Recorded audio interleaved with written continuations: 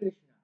गीतेच्या या प्रवासामध्ये आपल्या सर्वांचे पुन्हा एकदा स्वागत. अध्याय 7वा, श्लोक 26वा.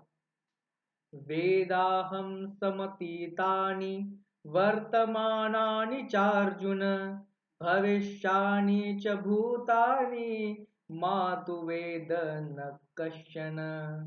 हे अर्जुना, मला भूतकाळ, वर्तमान आणि भविष्य काळातील सर्व प्राणी माहीत आहेत, पण मला कोणीही पूर्णपणे ओळखू शकत नाही.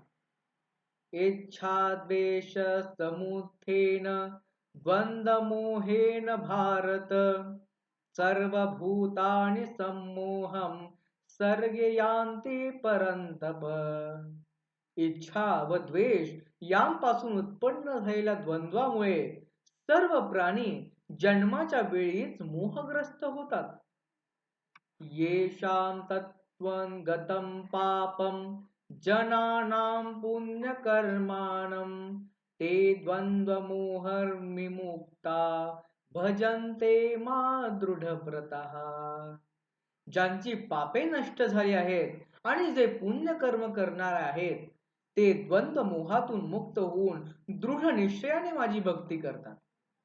जरा मरण मोक्षाय मामाश्रित ययन्ति ये ते ब्रह्म तद्विदु कुस्मु मध्यात्मं कर्म चाखिलाम.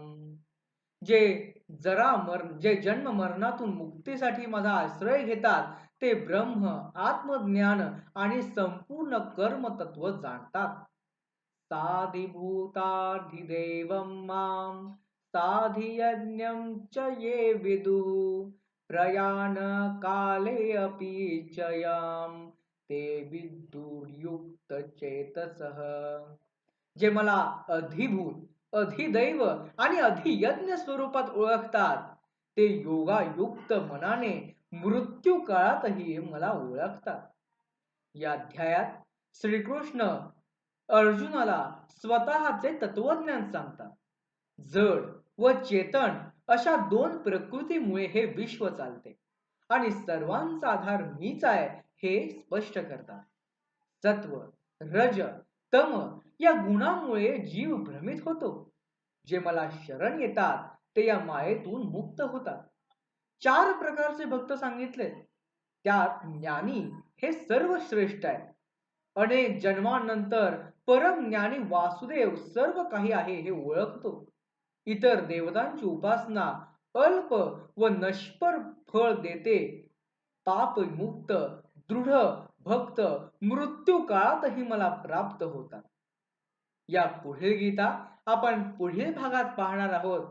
तोपर्यंत हरे कृष्ण.